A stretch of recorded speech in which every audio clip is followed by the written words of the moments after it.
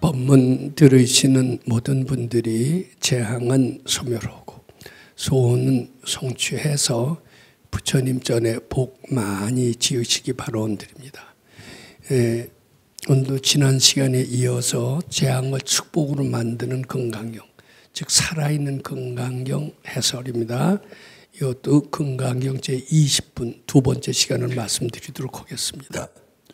네, 지난 시간에 제가 말씀드린 것은 부처님을 어떻게 보느냐, 이것이 올바른 불교관을 확립함으로써 모든 재앙에서 벗어나고 뜻하는 것을 잘 이룸으로써 드디어는 밝아지게끔 하는데 결정적인 요소가 되는 것을 부처님께서는 잘 아셨던 겁니다. 지금 부처님이 마음 밖에서 찾지 마라, 내 마음속에서 찾아라, 이런 것만, 이런 불교관이 확립이 된다면은 부처님한테 매달리는 이런 불교는 사라질 겁니다. 기복 불교는 사라질 겁니다. 내가 만든 불교, 내가 창조하는 불교, 내가 주인인 불교로 바뀔 겁니다. 임재 스님이 말씀하신 대로 수처, 작주, 입처, 계진의 불교가 될 겁니다. 내가 주인이 되는 불교. 이게 진짜 불교거든요. 근데 부처님한테 매달려서 부처님의 덕을 봐서, 관세음보살의 덕을 봐서 천당을 간다. 이것은 부처님의 참뜻일까? 부처님의 참뜻은 무엇일까? 부처님은 어떤 분이실까? 이것을 우리가 찾는 내용이 바로 금강경 20분에 있다, 이렇게 보시면 됩니다. 근데 처음에는 이제 금강경 20분, 그리고 지난 시간에 말씀한 것은 구족 색신으로 부처님을 보느냐, 이렇게 질문하셨어요. 그 다음에 두 번째 파트에 가서는 구족 재상으로 부처님을 보느냐, 이렇게 얘기를 했습니다. 색신은 육체에 관한 것이라고 생각되기가 쉽죠. 그럼 재상은 무엇이냐면 정신에 관한 것이라고 생각되는 게 좋습니다. 이건 완벽한 관상을 가졌다면은 나무랄 데 없는, 흠잡을 데 없는 그런 관상을 가진 사람이 부처라고 할 수 있겠느냐. 알아듣기 쉽게 얘기하면 그런 뜻이 됩니다. 저 녀석은 관상을 잘 보니 참 말년복은 있겠다, 뭐 이런 수가 있죠. 또는 초년복은 있어도 말년복은 없겠다, 이런 사람이 있습니다. 관상가들이 잘 알면요, 미래를 꽤 압니다. 근래 유명한 관상가는 백운악 씨라고 있었습니다. 그분이 남긴 스토리는 너무나 많습니다. 그는 반도인입니다. 삼성에서는 그 일을 입사 면접 시험 때 아주 공식적으로 채택을 해서 그 형태 백만 쓰면 틀림없이 삼성 같은 좋은 회사에 취직이 됐던 적이 확실히 있었습니다. 그런데 대개 이 관상이 훌륭하면 이 사람 도인이다, 이렇게 보는 수가 많습니다. 근데 이제 조금 지혜가 있는 사람은 외모에만 따라가지 않아요. 외모에 따라가서 결혼했더니 뭐 배가 망신했다, 이런 사람이 꽤 많잖아요. 겉만 보고 믿었더니 법당에 도반도를 알고 봤더니 법당을 날려먹었다, 뭐 이런 수도 꽤 많습니다. 외모가 다가 아니다. 외모 보고 판단하지 마라. 그건 공자님의 논어에도 나오는 얘기다. 외모가 모자란다고 해서 그걸 형편없이 보지 마라, 이런 얘기는 논어에도 나오는 얘기입니다. 도인들이 한 얘기입니다. 그러면 재상이라는 것은 마음을 얘기하는 겁니다. 이것은 육체를 얘기한다면, 이건 마음을 얘기한다면 이해하기가 쉽죠. 그 마음 씀씀이가 대단한 거예요. 그러니까 지혜가 있고요, 능력도 마음에 속하잖아요. 능력이 있고요, 인격이 있어요. 이 삼박자를 갖췄다면 이 일을 도인으로 하겠느냐, 이런 뜻이 됩니다. 근데 왜 먼저 색신에 대해서 얘기하시고 이것이 나중에 얘기하셨을까? 이게 부처님의 지혜입니다. 즉 사람이 지혜가 없을 때는 그저 물질 만능 시대라는 게 있죠. 그럴 때는 겉만 따라가기가 쉬워요. 겉만 따라가는 사람이 대부분입니다. 그러니까 우선 그 사람들의 불교관을 깨트려줘서 바로잡기 하기 위해서 가해 구적 색신으로 견보하, 이걸 물으셨던 겁니다. 근데 이제 그걸 깨트려주고 나는데 조금 지혜가 있어지면 그럼 마음이 다르구나, 마음이 만능이로구나. 어때요? 완벽한 정신 상태를 가지고 있다. 이것은 지혜가 있고 능력이 있고 철이 있고 아량이 있고 뭐 이런 사람은 부처라고 할 수 있겠느냐? 그러면 그럴듯하게 들려요. 근데 사실 부처님은 그렇지 않거든요. 사람도 아니고 구세주도 아니고 내 마음 밖에 무엇도 아니고 결론 우리는 다 알고 들어가니까 부처님이 왜 저런 말씀을 하셨나? 그리고 왜 이것을 먼저 말씀하셨고 이걸 나중에 말씀하셨나도 어렵지 않게 우리 이해가 됩니다. 그렇죠? 이거 아니라고 그러시면 안 되죠. 그리고요, 우리는 항상 금강산도 뭐라고 그래? 식후경이라고 그러죠. 역시 좀 먹어야 배가 불러야 금강경도 제대로 보인다. 그런 얘기가 있듯이 옛날 뭐 히랍의 아주 명언입니다. 건강한 육체에서 건강한 정신이 깃든다. 중고등학교 뭐 칠판에다 써놓고 많이 듣던 얘기 아니에요. 그러니까 건강한 정신이 되기 위해서는 잘 먹고 운동하고 이거 필수로 해야 된다고 생각하죠.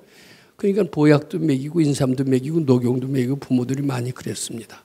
그런데 잘 먹고 이래도 과연 정신까지 건강해지느냐? 안 그런 것 같아요. 그럼 이 말이 과연 옳으냐? 자, 구족 색신과 구족 재상은 똑같으냐 다르냐? 이제 요 얘기입니다. 그리고 육체와 정신은 같으냐 다르냐? 이 물어보면 다 다르다고 그래요. 건강한 육체에서 건강한 정신이 깃든다. 이건 말 되는 것 같아요.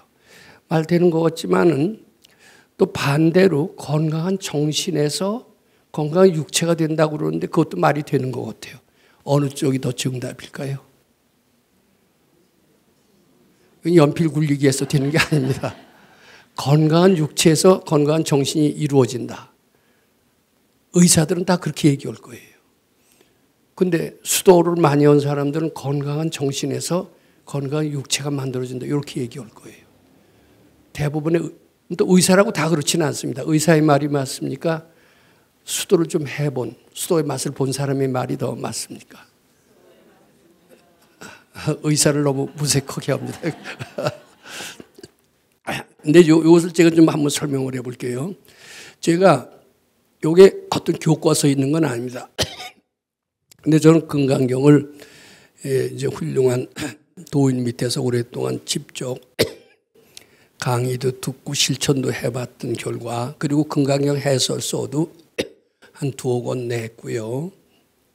그리고 금강경 강의를 특히 방송에서 오랫동안 해왔습니다. 그러면서 저 나름대로 깨쳐진 진리가 있었습니다. 즉 금강경에는 4대 진리가 있다. 이렇게 저는 확신을 합니다. 이것은 금강경 속의 진리이기도 하지만 불자들이 추구해야 될 최고의 가치는 요 4대 진리다. 이런 식으로 얘기해도 됩니다. 그 4대 진리는 무엇이냐면은 일체 유심조의 진리,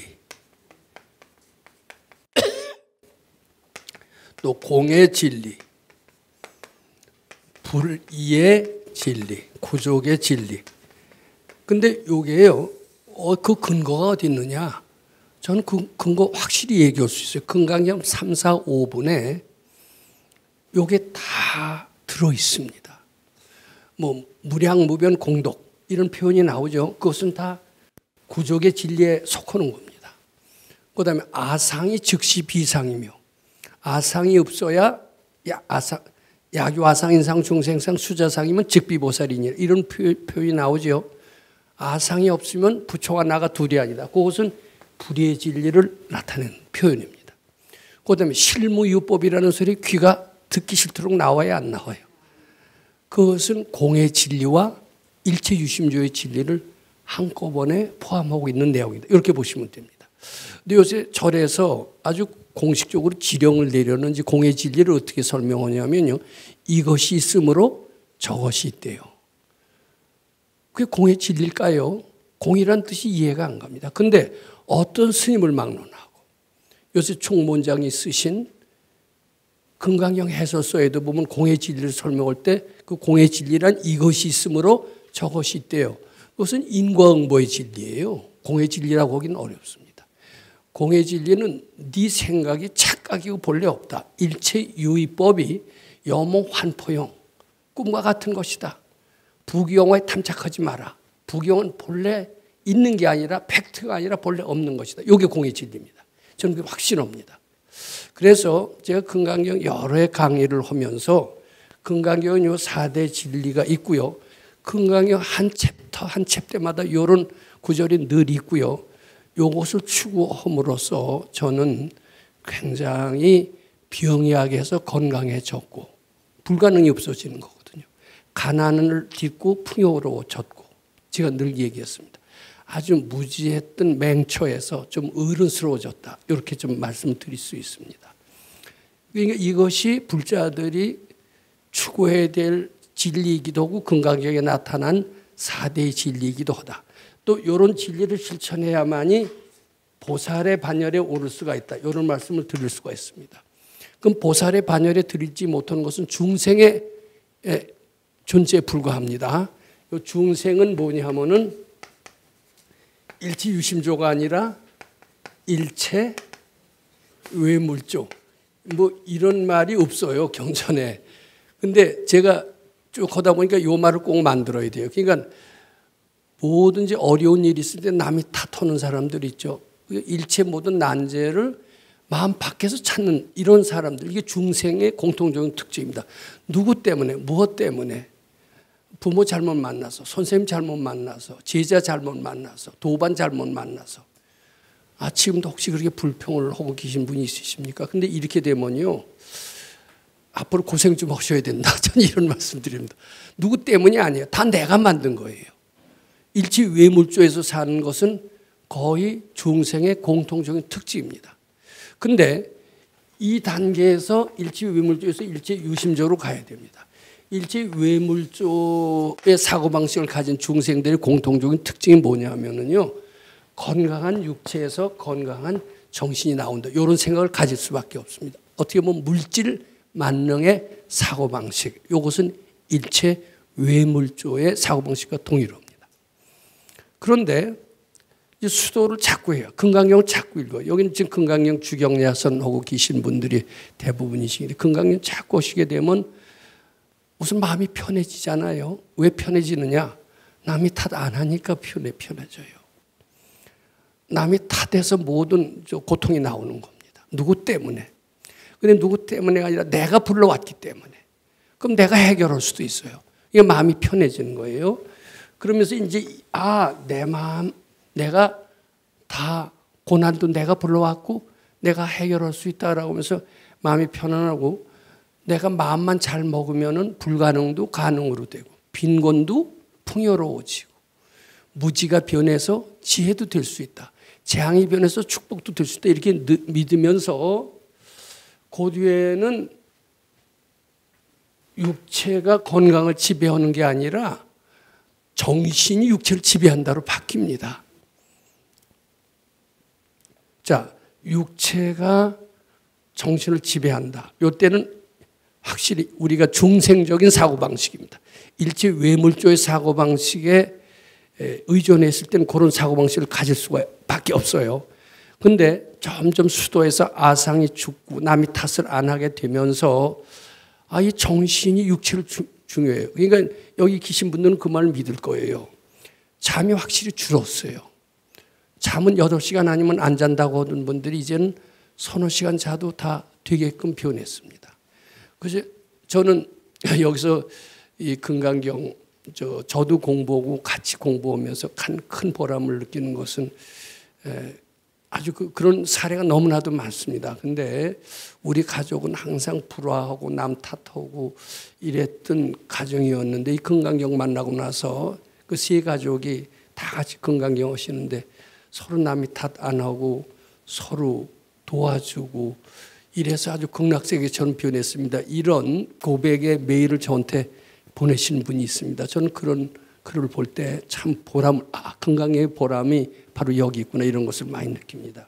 이제 그런 사람은 바로 내 모든 재앙은 내가 불러왔다.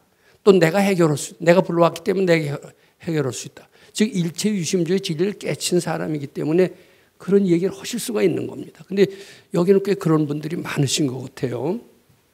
자, 근데 세상에서는 그게 극락세계지. 서쪽으로 10억 8천만 리를 간다고 극락세계가 있느냐.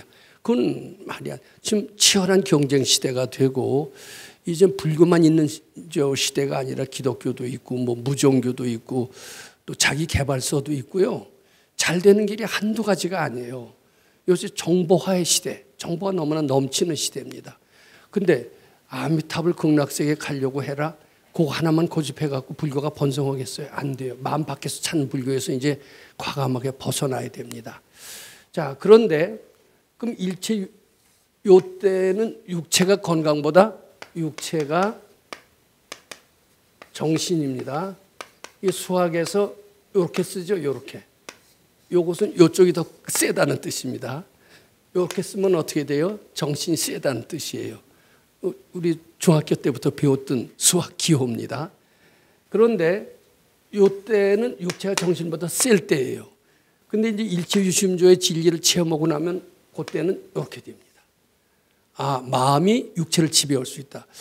전 이거 많이 실감을 합니다. 저는 8시간 안 자면 안 됐었는데 한때는 잠이 없어진 적도 있었어요. 잠 며칠씩 안 자고서도 거뜬했습니다. 아, 진짜 오만했어요. 저는 밤을 새워가면서 히말라야를 간 적이 있습니다. 히말라야 가는데 며칠 잤어요. 2,900까지는 거뜬했어요. 근데 오만했어요. 3,900 올라갔어요. 그때 분별을 냈습니다. 진심을 냈어요. 대중들이. 그때부터 고산병이 걸리기 시작을 했습니다. 그래서 잠이 완전히 없어졌다가 다시 잠이 생기기 시작을 했어요. 아, 잠이라는 것은 없앨 수도 있는 모양. 잠이라는 것은 분별이고 착각이고 본래 없는 것이로구나. 이것을 알 수가 있었습니다.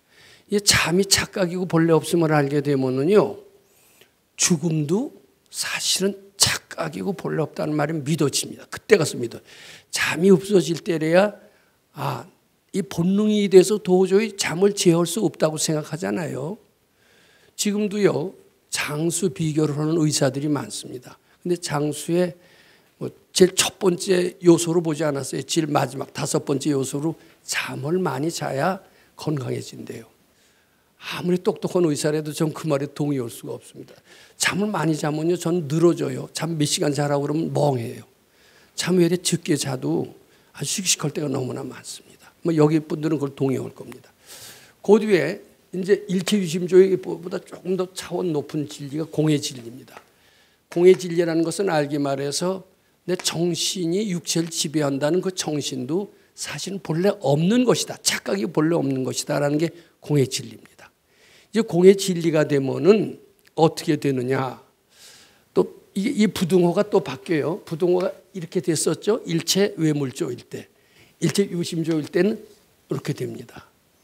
근데 이 정신이 무력화시켜요. 그러니까 일체 유심조일 때는 육체를 무력화시킵니다. 그런데 일체 유심조 때는 육체를 무력화시켜요. 일체 외물조일 때는 정신을 무력화시키는 겁니다. 그다음에 공의 진리일 때는 이게 평등하게 돼요.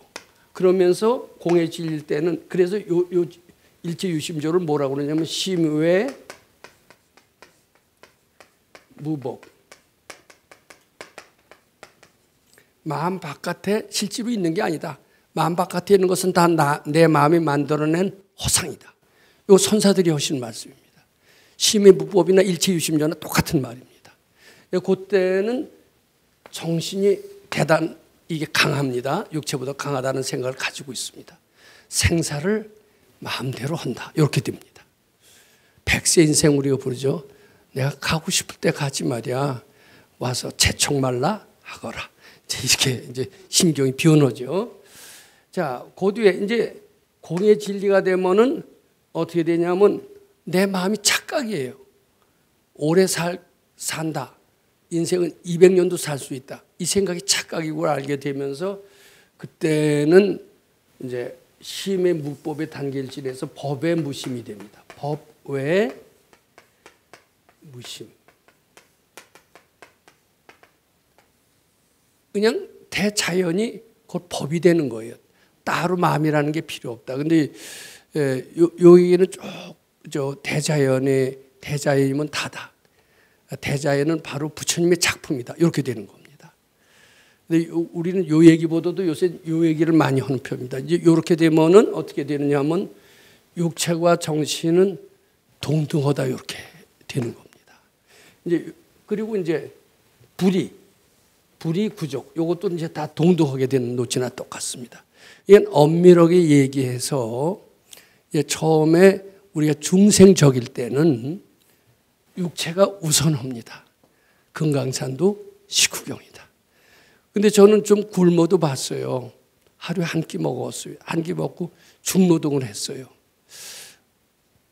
중노동만 하고 하루에 한 끼 먹으려면 얼마든지 할 것 같더라고요. 근데 중노동까지 하니까 조금 힘들어서 한 일주일 하다 관뒀는데 사람은 아주 소식하고 한 끼만 먹고 사는 것은 불가능하다고 생각했는데 한 끼만 먹는 게 오히려 더 씩씩하고 건강할 수 있다라는 저는 그런 믿음을 갖게 됩니다. 근데 요새는 뭐 꼭 그렇게 하려고 할 필요가 없어서 백 박사님도 금강산에 계실 때 한 끼로 쭉 하셨다고 그러다가 소사에 계실 때는 항상 두 끼가 됐고 저는 소사 이후로는 두 끼를 원칙으로 지금 하고 있는데 식사는 소식을 하는 게 굉장히 아주 그 정신의 육체의 건강에도 상당히 좋습니다. 왜래 뭐 칼로리 이론을 따지는 사람들은 먹어야 된다. 뭐 고기를 먹어야 된다.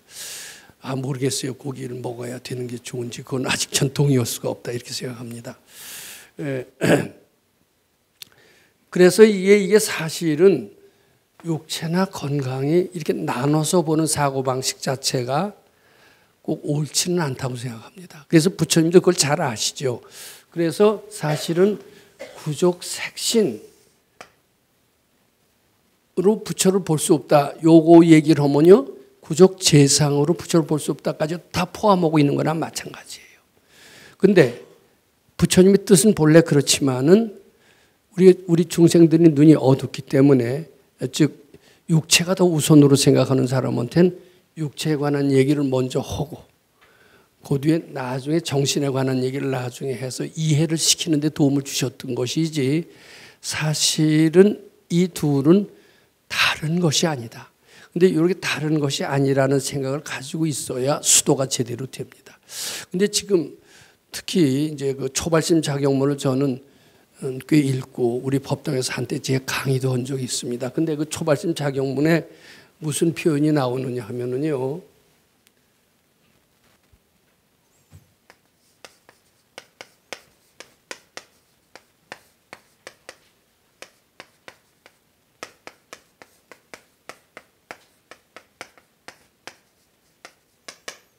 바차 불거 불오진 술에는 불거가 아마 이렇지 아마 부를 수가 없다는 뜻입니다. 그리고 노인은 불수라는 얘기가 나옵니다. 바차 불거 노인 불수 말 되는 거겠죠. 근데 요새요 100세 인생이라고 해서 수명이 점점 늘어나요. 제가 특히 잘 아시는 분들은 거의 다 90세 넘어서 건강하게 잘 삽니다. 근데 그분들은 어렸을 때 아주 골골해서 제가 얼마나 살까 이러던 분이 지금 바로 이종형인데 올해 97세인데 건강하세요.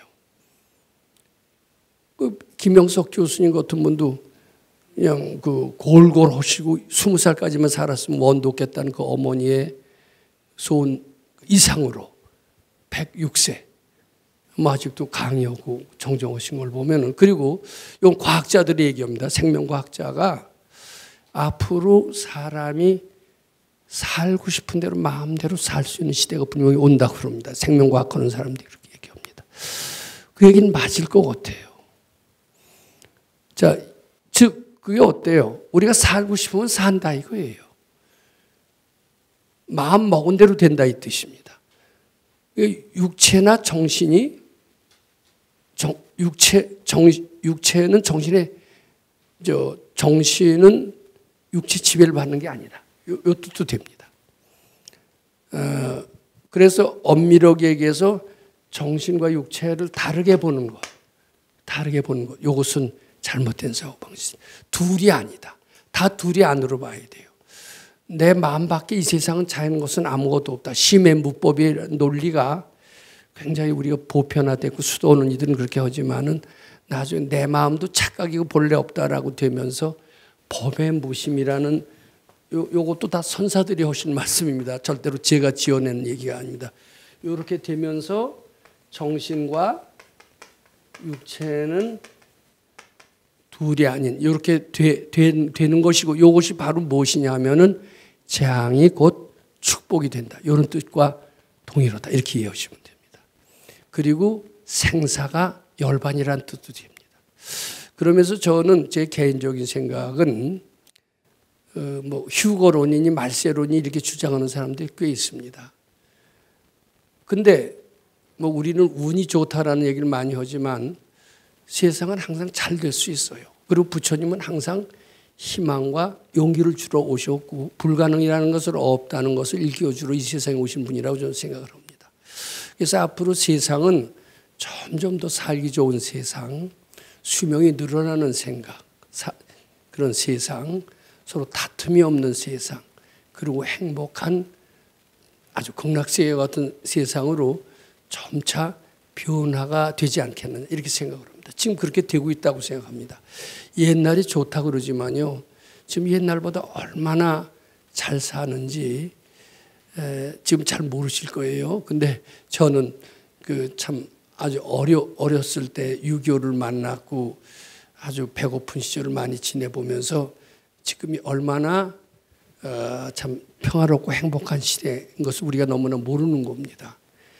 부처님의 은혜가 얼마나 큰 것도 모르듯이 이 시대가 굉장히 축복이고 행복이고 그렇거든요.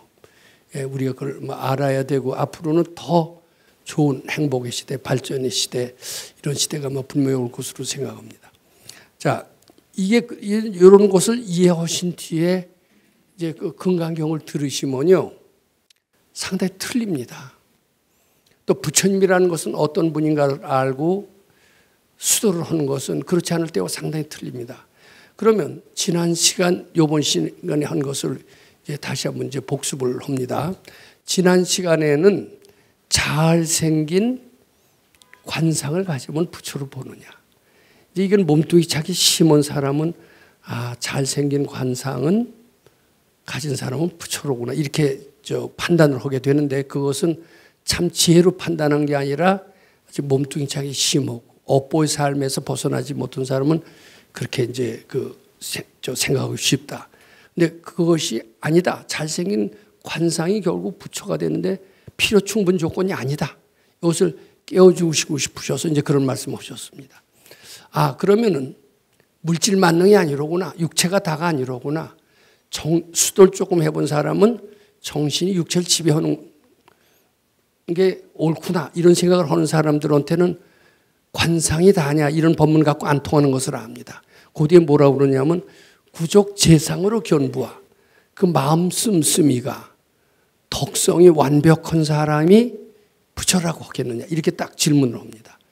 그러면 육체가 다인 줄 알았던 사람이, 그리고 육체가 정신을 지배하는 것이 이 올바른 진리인 줄 알고 살았던 사람이 그게 아니라 정신이 더 우선이로구나, 이렇게 아는 게 바뀌었다면은 이제 그 사람은 훌륭한 덕성을 가진 사람을 부처라고 하느냐, 그 말에 동의를 할 겁니다. 근데 부처님은 그걸 깨트려주고 싶었던 거예요. 너희들 수도를 더 해봐라. 너희들이 일체 외물조에서 일체 유심조로 바뀌었기 때문에 정신이 육체를 지배하는 것을 알게끔 지혜로워졌다. 그렇기 때문에 덕성이 완벽한 사람을 부처라고도 볼 수 있게 그런 판단을 내릴 수가 있는 것이다. 그렇지만 사실은 부처는 정신이 건강하고, 그리고 인격이 훌륭하고, 지혜가 충만하고, 이래서 부처가 되는 것이 아니다. 이제 하나하나 부정해 나가는 것입니다. 근데 결론을 얘기하지 않았어요. 결론은 뭐냐? 너희들이 깨쳐라, 이겁니다. 근데 그 결론은 지가 깨칠 수밖에 없어요. 근데 자꾸 수도해 가다 보면은 이제 일체 유심조의 진리를 깨치면 어떻게 된다고 그랬어요? 부처님은 사람이 아니로구나. 사람이라고 보는 것은 내 생각이 만들어내는 허상이로구나, 이런 것을 이해하게 됩니다. 일체 유심조. 요거 이전이 뭐라고 그랬죠? 일체 유물조.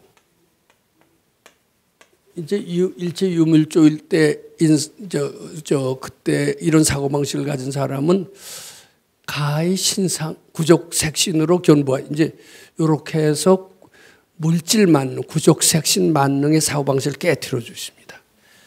고도에 이제 일체 유심조의 진리를 깨쳤어요. 그런 사람한테는 정신이 최고라고 하는 사람입니다. 근데 이것도 옳지가 않아요. 그래서 그런 사람한테 그걸 깨트려 주시기 위해서 열애를 가히 구족재상으로 견부하. 아니다. 구족재상도 아니다. 이렇게 된 겁니다. 근데 뭐라고 아직 답변은 안 하셨어요. 자, 그 뒤에 이제 여길 깨친 것 같고서도 부처는 내 마음속에 있다는 것은 압니다. 고도에 이제 공의 진리를 깨칩니다. 공의 진리를 깨치면서 자기 능력이 굉장히 무한대로 뻗어나가는 것을 알 수가 있어요. 그래서 부처는 사람도 아니고 내 마음 밖에서 찾을 수 있는 것도 아니고 내 마음속에서 찾을 수 있는 것인데 그 중에서도 이런 위대한 능력, 이것이 바로 부처님의 모습이로구나 이렇게 알게 됩니다. 그것은 공의 진리를 깨칠 때 이제 그렇게 되고 이렇게만 돼도 뭐가 되느냐 하면 부처님에 대한 정체를 확실히 알게 됩니다. 여기만 해도 사람이 아니라는 것을 확실히 알게 됩니다. 또 여기를 알게 되면 사람이 아니고 내 마음속에 무한 능력이라는 것까지도 알게 됩니다. 그 다음에 무한 능력이지만은 그 다음에 이제 불의를 깨칩니다. 불의를 깨치면 내 속에만 이런 무한 능력이 있는 게 아니라 모든 사람의 마음속에도 똑같이 이런 능력이 있다. 모든 사람들도 다 불성이 있구나. 이제 이런 것을 확실히 알게 되면서 이게 부처님이 바라는 부처님이란 무엇인가를 점점 더 잘 이해하는 쪽으로 가게 된다. 이렇게 보게 됩니다. 자기만 부처다. 이렇게 알아서는 완벽한 부처님의 관이 형성됐다. 보기 못한 겁니다. 모든 사람 마음속에도 그대로 다 부처로구나. 이렇게 이해하게 되는 것은 이런 이제 불의의 진리까지 깨치는데 이때 경지를 우리는 모르죠. 모르니까 우리는 뭐 지금 부처님이 사람이다. 또는 사람이다. 또는 사람 같지는 않다. 신 같다. 어떻게 보면 또 우리는 인간이고 그의 능력은 한계가 있는 줄 알았는데 이제 구세주라고도 해도 될 것 같다. 그리고 구세주라고 하면 어때요? 기독교하고 똑같아져요. 근데 기독교하고 똑같아지고 싶지 않잖아요. 근데 이제 점차 우리가 위대한 게 뭐냐면 구세주는 마음 밖에 있는 거 아니에요? 마음 안에 있는 게 아니죠. 그것을 이제 조금 지혜 있고 공의 진리까지만 하면 내 마음속에서 찾아야 된다. 이런 것을 알게 되는 겁니다. 이제 이렇게 확실히 알고 이제 불교를 믿어라. 수행을 해라. 요것이 이제 금강경 20분의 핵심 내용이다. 이렇게 잘 봐야 됩니다. 근데 현실은 어떠냐? 이게 그러니까 이렇게 알게 되면은 참 부처님이 진짜 위대한 것을 알게 됩니다. 그 뒤에 어떻게 되느냐 하면 이 부처님은 나하고 불가분의 관계에 있어요. 왜냐하면 제가 얘기했지만 불입니다. 불이니까 호흡보다도 밀착되어 있고 손발보다도 가깝다. 이 표현이 전 참 좋습니다. 그러니까 절대가 돼요. 불교가 종교가 되는 겁니다. 그리고요, 이게 이제 능력이 무궁무진하잖아요. 그러니까 이게 굉장히 실용성이다. 이렇게 얘기가 되는 겁니다. 그래서 정말 부처님의 정체성이 무엇인가를 확실히 알게 되면서 우리는 어떻게 사고방식이 바뀌느냐 하면은 불교는 참 위대하다. 또는 참 나는 정말 위대하다. 이렇게 바뀝니다. 이렇게 점차 부처님이라는 것이 나와 불가분의 관계가 있고 호흡보다도 밀착이 되어 있고 손발보다도 가깝다라고 알게 되면서 정말 부처님을 떠나서는 한시도 살 수가 없다. 나는 한시도 부처님을 떠난 날이 없다. 누구의 얘기인지 우리 많이 들으셨죠?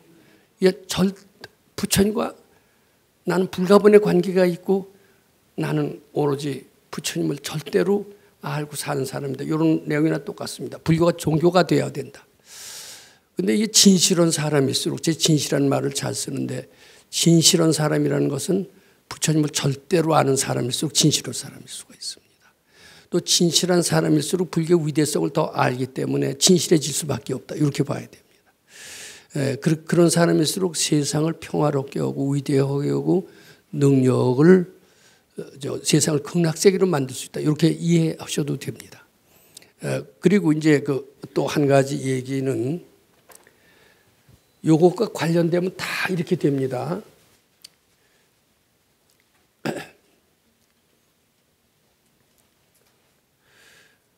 지금 흔히 이제 과학 만능의 시대입니다. 우리는 아주 농경 시대를 오래 살다가 과학의 맛을 전혀 못 보고 살았습니다. 언젠가부터 1700년대부터 영국의 제임스 와트가 전기기관을 발견하면서 기계가 등장하면서 농경 시대의 삶을 확 바꿔놨습니다. 그것을 1차 산업혁명 시대라고 합니다.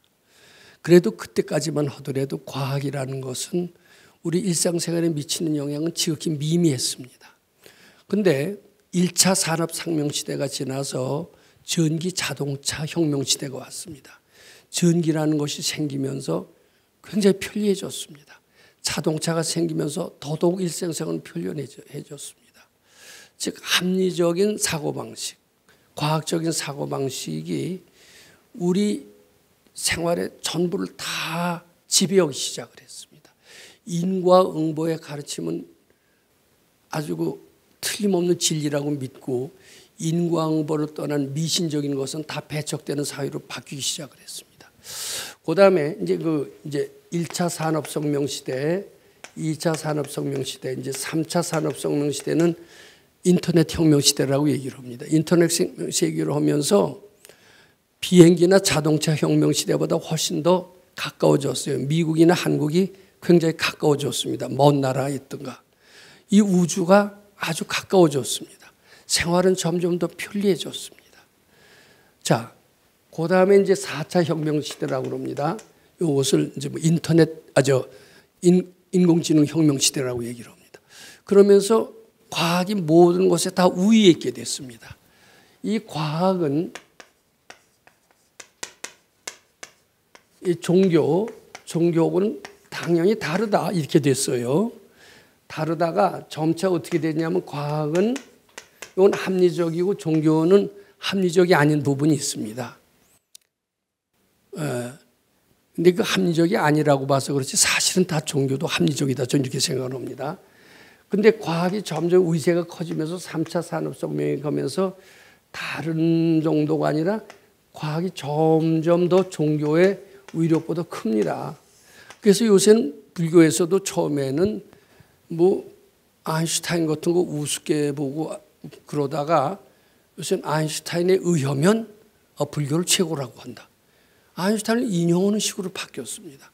그다음에 양자역학이니 이런 얘기를 처음에는 우습게 보고 인간은 절대로 달나라에 갈 수가 없다. 우리가 대학 다닐 때만 하더라도 인간은 달나라에 도저히 갈 수가 없다고 그랬습니다. 종교적인 판단입니다. 그것은 우리를 불교를 잘 가르쳐 주시던 그 선생님이 아주 단언코 얘기했습니다. 인간은 달나라에 갈 수가 없다. 과학자는 한계가 있다. 이렇게 얘기를 했습니다. 그런데 바로 1968년인가 인간은 달나라에 갔습니다. 그다음에서 이 과학이라는 것은 도저히 종교인들이 발견하지 못하는 자연의 비밀을 하나하나 다 발견했습니다. 불가능은 하나도 없이 됐습니다. 이제는 종교 영역까지 다 침입합니다. 투명인간이 나와요. 하늘을 나르는 자동차가 나가요. 이 종교 그리고 거짓말 탐지기가 다 심통을 해요. 종교의 영역을 다 침투해요. 저는 우리 가르침에서 나온 많은 제자들이 노벨상을 많이 받게 된다면은 일체 유심조의 진리가 확실히 과학을 앞도는 시대가 올 거고 그렇게 될 때가 진정한 극락세계가 올 수 있다라고 보는 겁니다. 오늘은 얘기가 비약이 아니라 사실은 부처님은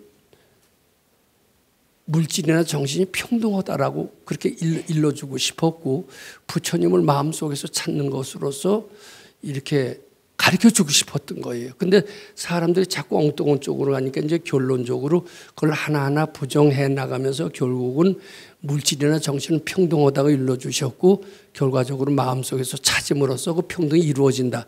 이렇게 이제 가르쳐 주셨듯이 요새 이상하게 제일 먼저 종교가 과학을 굉장히 앞두고 있었던 중세 시대기를 지나서 이제는 과학이 거꾸로 종교를 완전히 압도하는 시대가 됐죠. 근데 이것이 다시 종교를 우선하게 하고 평등하게 하는 시대. 그것은 우리들이 다 같이 해서 일체유심조의 진리를 우리가 생활화하고 실천해서 과학이라는 게 별게 아니로구나. 다 마음먹기에 따라서 더 훌륭한 발견, 발명을 할 수 있다. 이런 시대가 아마 분명히 올 거고 그때가 된다면 진짜 극락세계가 되지 않을까 이렇게 생각을 합니다. 예, 감사합니다.